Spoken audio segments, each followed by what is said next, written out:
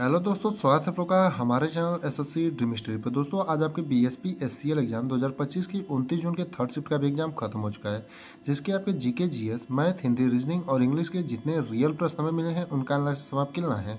उससे पहले अगर आप लोग चैनल पर नए हैं तो चैनल को सब्सक्राइब करिए और वीडियो को लाइक करिए और अपने दोस्तों के साथ ज़्यादा से ज़्यादा शेयर करिए। तो आइए देखते हैं आज आपके 29 जून के थर्ड शिफ्ट में कैसे कैसे क्वेश्चन पूछे गए थे। जैसे पहला क्वेश्चन पूछा था दोस्तों, मिजोरम में कौन से धर्म के लोग अधिक रहते हैं। यानी कि जो मिजोरम राज्य है दोस्तों, वहाँ पर कौन से धर्म के लोग जो हैं अधिक रहते हैं, ये क्वेश्चन आपका पूछा था। तो जो आपका सही उत्तर हो जाएगा दोस्तों, ईसाई धर्म हो जाएगा। यानी कि मिजोरम में सबसे अधिक आपके ईसाई धर्म के लोग रहते हैं। यानी आपके जिस भी ऑप्शन में ईसाई धर्म दिया रहा होगा दोस्तों, वही आपका सही उत्तर हो जाएगा। अगला प्रश्न पूछा था, अनुच्छेद 144 किससे संबंधित है।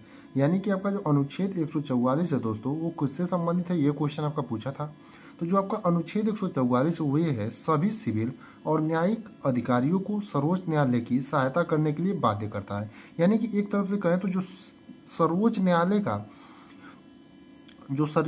का निर्णय होता है वो सबको मानना अनिवार्य होता है। एक तरह से ये भी आपका ऑप्शन में दिया होगा तो ये भी सही हो जाएगा, या फिर दिया होगा सभी सिविल और न्यायिक अधिकारियों को सर्वोच्च न्यायालय की सहायता करने के लिए बाध्य होता है। तो आप लोग देख लीजिएगा कि आपके ऑप्शन में दिया क्या था, उसी का सीधा रूप हो जाता है। जो आपका सर्वोच्च न्यायालय का जो आपका निर्णय होता है वो सबको मानना अनिवार्य होता है। अगला जो प्रश्न है, आप लोग देखेंगे कि रिपीटेड प्रश्न आ रहे हैं, यानी कि जिनका बाद में पेपर है उनके एग्जाम में ज़्यादा क्वेश्चन रिपीटेड आ रहे हैं। इसलिए हम बोलते हैं एनालिसिस देखना आपके लिए जरूरी है, क्योंकि दो चार क्वेश्चन जो है आपके रिपीटेड आ जाते हैं तो आपका कुछ फायदा हो जाता है। जैसे शुद्धि आंदोलन का प्रश्न पहले भी पूछा था कि शुद्धि आंदोलन की शुरुआत किसने किया था। यानी कि आपका जो शुद्धि आंदोलन है दोस्तों, इसका शुरुआत किसने किया था, ये क्वेश्चन आपका पूछा था। जो शुद्धि आंदोलन है दोस्तों, इसकी शुरुआत जो है आपका दयानंद सरस्वती ने किया था। यानी आपका जो सही उत्तर हो जाएगा, शुद्धि आंदोलन की शुरुआत किसके द्वारा किया गया था, दयानंद सरस्वती के द्वारा।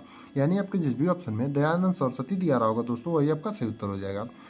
अगला आपका वांडीवास की युद्ध से था। अब ये भी जो है आपका पीछे के शिफ्टों में पूछा गया प्रश्न है। ये जो प्रश्न है आपका एग्जैक्ट नहीं पता चल पाया कि वांडीवास की युद्ध का समय पूछा था या फिर वांडीवास की युद्ध किसके किसके बीच हुआ था। तो आपको दोनों बता देते हैं, आप लोग देख लीजिएगा, जो भी पूछा होगा आप लोग मिला लीजिए। जैसे वांडीवास का युद्ध किसके बीच हुआ था, तो आपका अंग्रेजों और फ्रांसीसियों के बीच। यानी कि अगर वांडीवास का युद्ध पूछा होगा किसके बीच हुआ था, तो अंग्रेजों और फ्रांसीसियों के बीच। बाकी अगर ये पूछा होगा कि वांडीवास का युद्ध कब हुआ था, तो आपका 22 जनवरी 1760 में। तो आप लोगों में से जो भी लोग पेपर देकर आए होंगे वो लोग कमेंट करके बताएंगे कि आपका पूछा क्या था, समय पूछा था या फिर किसके बीच हुआ था। अगले प्रश्न पर जाने से पहले आपसे कहना चाहेंगे कि अभी तक अगर आप लोगों ने चैनल को सब्सक्राइब नहीं किया है तो कर लीजिए, क्योंकि आगे आने वाला आपका जो भी एग्जाम होगा सबका रिव्यू इस पर कराया जाएगा। और आपका बीएसपी एससीएल का आंसर की कब तक आएगा और कट ऑफ क्या बनेगा, सब कुछ की जानकारी आपको यहाँ पर दी जाएगी। जैसे एक क्वेश्चन आपका ये पूछा था, भारत का एआई में कौन सा स्थान है। अब ये भी जो आपका एग्जैक्ट प्रश्न नहीं मिल पाया कि आपका एग्जैक्ट क्या था, तो आप लोगों में से जो भी लोग पेपर देकर आए होंगे इस प्रश्न को भी बताएंगे कि आपका यही पूछा था या फिर एआई वाला जो क्वेश्चन था किसी दूसरे प्रकार से था। अगर ये पूछा होगा कि भारत का एआई में कौन सा स्थान है, तो आपका 10वां हो जाएगा। बाकी अगर कुछ दूसरे तरीके से पूछा होगा तो आप लोगों में से कमेंट करके जरूर बताइएगा। बाकी कुछ लोग नेगेटिव कमेंट करते हैं कि ये क्वेश्चन नहीं पूछा था, आप गलत बता रहे हैं। तो गलत हम नहीं बताते हैं, क्योंकि आप लोगों में से जो भी लोग पेपर देकर आते हैं वो लोग जैसा क्वेश्चन बताते हैं उसी प्रकार से हम उसको लिख करके बताते हैं। तो क्वेश्चन एग्जैक्ट नहीं हो पाता, थोड़ा मोड़ा इधर उधर चला जाता है।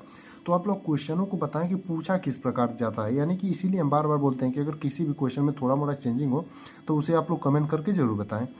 जैसे एक क्वेश्चन आपका वेती कर से संबंधित था कि यानी वेती कर आपका होता क्या है।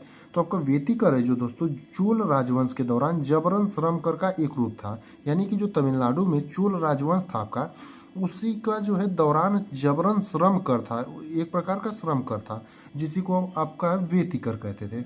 एक प्रश्न जो है आपका ब्रह्मपुत्र नदी से था। अब ये भी जो है आपका एग्जैक्ट प्रश्न क्या था ब्रह्मपुत्र नदी से, वो भी पता नहीं चल पाया। तो आप लोगों में से जो भी लोग पेपर देकर आए होंगे वो लोग कमेंट करके या फिर टेलीग्राम चैनल का लिंक हमारे डिस्क्रिप्शन बॉक्स में है, वहाँ पर जाकर के आप बता सकते हैं कि ब्रह्मपुत्र नदी से संबंधित आपका एग्जैक्ट प्रश्न क्या था।